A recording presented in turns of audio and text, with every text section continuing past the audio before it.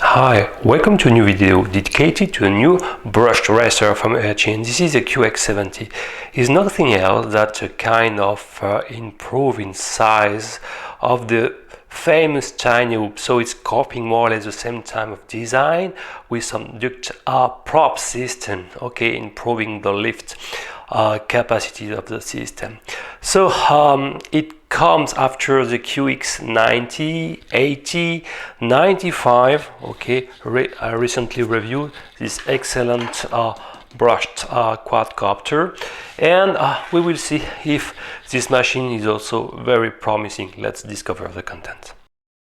Okay, so let's open the box. Mine came with the FearSky D8 receiver, but you can find either a FlySky, okay, or a built-in DSM2 DSMX receiver. So whatever your favorite type of transmitter, you will be probably able to bind this machine with your favorite radio command. So let's open it, and what you will find, a bag with some 4 blades props, okay. As you can see, they are inclined toward the ground. Let's have a look to one, and they are exactly 4 centimeters long, okay. 4 props, each of them weighs, let's measure a little bit the weight of each props, something around 0.5 grams, okay. So you have a full bag of spare one in case, but since the QX70 use a duct system, the priority to break one is pretty low. So let's discover a little bit accessories. You have this USB charging module ending with the micro LED connector, okay, for the built-in 1 series LiPo I will show in a few instants. Another cable is ending with USB here, and here you have a micro GST, maybe the SH, I don't know exactly the pitch between pads, but probably 1 millimeters or 125, and it's allow you to connect your QX70 into clean flight or beta flight. You have a wrench tools to remove the props, and here is the quadcopter, okay.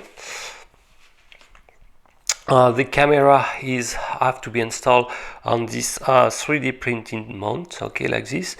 And if you maybe insert a piece of foam inside, you will probably be able to add a small positive angle to optimize more your forward movement in FPV conditions. So let's have a look.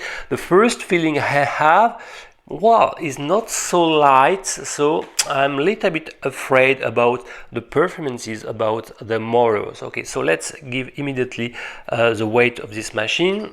And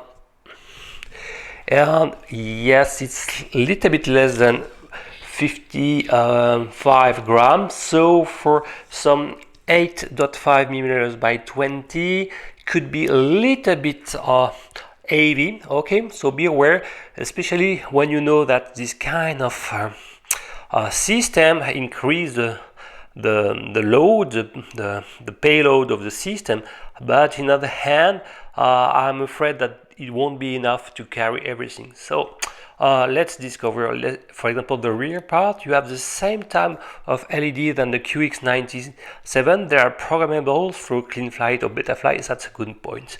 So the 8.5 millimeters by 20 coreless motors, I'm not sure they are as strong as the QX97, okay. I will check if they are the same, identical, okay. There are 4-hole model, as you can see probably here. So I will check that, okay. Completely jailed into the plastic motor pod, and on the bottom side, yes, motors are directly attached through connectors. That's good point for motor maintenance. Just need to release them, pop off the props through via the wrench tool, and you can very easily do the motor maintenance. As you can see, you have a small plastic ring to jail the motor wires, okay, to not be entered by accident in the duct system. So you have SP Racing F3 board, okay, with the specific shape to be optimized for the placement into the well, I would say tiny frame. Okay, and on top you can find these black wires indicating that the receiver, the FSK receiver, is installed on this side of the PCB. So when you want to plug it, you can guess here on the front left you have a tiny button. So if you bend gently, you will be able to have a very thin tweezer and to be able to press the buy button without removing this to the camera mount. Okay, you can save a little bit on weight, so it's possible to rebuy it almost on the fly. One originality I forgot to mention is how is installed the battery. Instead to be installed horizontally, you can see that it's installed vertically. So it means that the momentum, okay, it's more like a pendulum, okay, so it means that it will favorize the horizontal stability. So in other hand, in order to turn or to it will be maybe a little bit harder with such kind of position. Okay, so it will be more stabilized in the horizontal plane. Okay, but maybe for acro fly will be a little bit more harder. The FPV camera, okay, is a little bit different from the other QX model. Now you have two buttons. The front one is to select the PAL or NTSC format, while the second is to select the frequency band and the frequency inside the current band. You have on the instruction manual, on the first pages, you have all the instruction, okay, and actually the all the current band, actually 6 band is for supported, so it's 48 video frequency, okay, and of course the emitted power is limited to 25 milliwatts. It's only a 720 20 TVL camera, CMOS, but if the light sensitivities is associated with is good, is not a big drama. The more important, I would say, is the light sensitivity of such camera, more than the maximum TVL line supported. Okay, the cloverleaf install, like many Eachine model, will be damaged versus time, and especially this top part it's in the PCB part, and since the camera support is not so flexible, I'm afraid that the antenna will break here, or even worse, the PCB part will break instead of the soldering job. So be aware of it. Maybe versus time you will have to more to solder a linear antenna. It's not very big drama because you are flying proximity flight, more indoors with such machine. Okay, the plastic seems relatively robust, the duct system at least, so not a big problem. So in point of view from the design, I can see I already raised some caution about what will be the lift capacity of such machine. In my point of view, if you encounter some problem in terms of power, you will have to save some weight.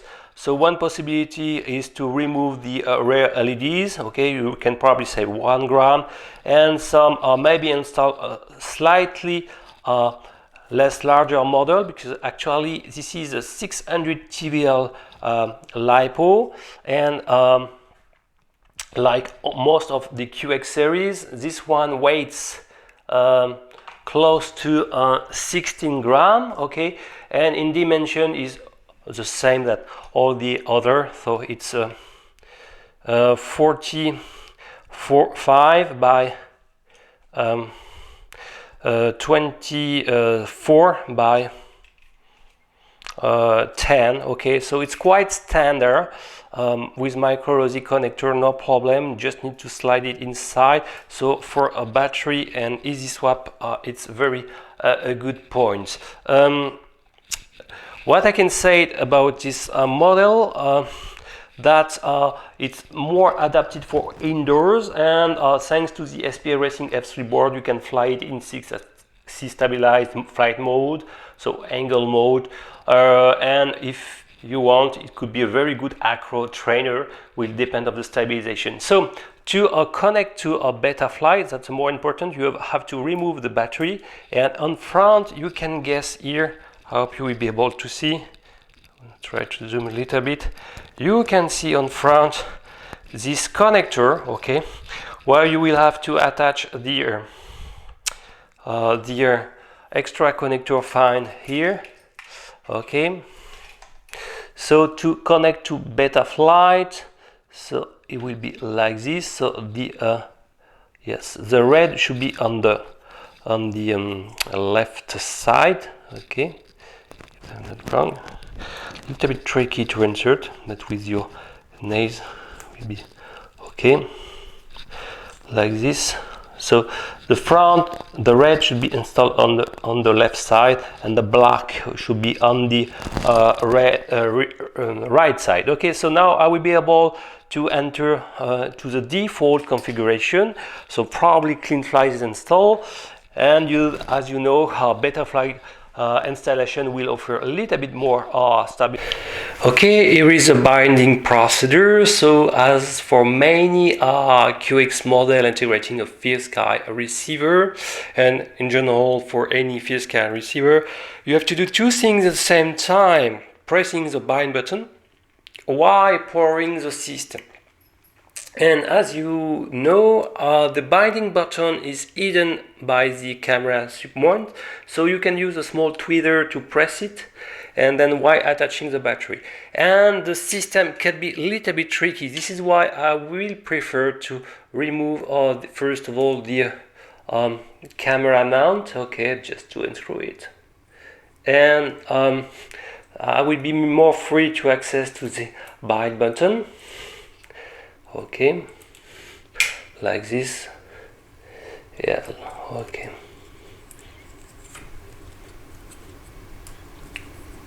Okay, so now you can discover the board.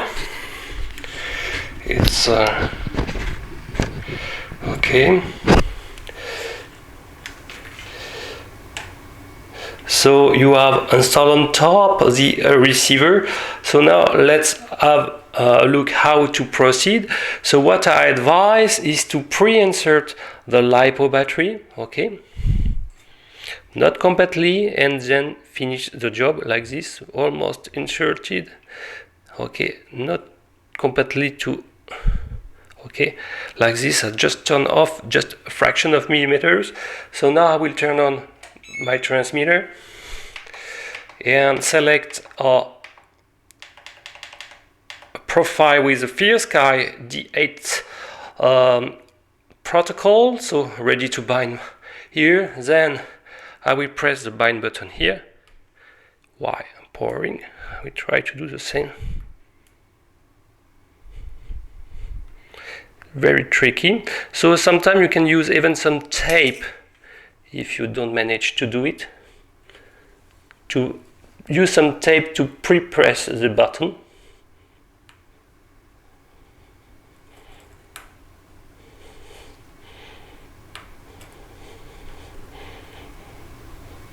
Okay, it's pressed. Now I will be able to bind.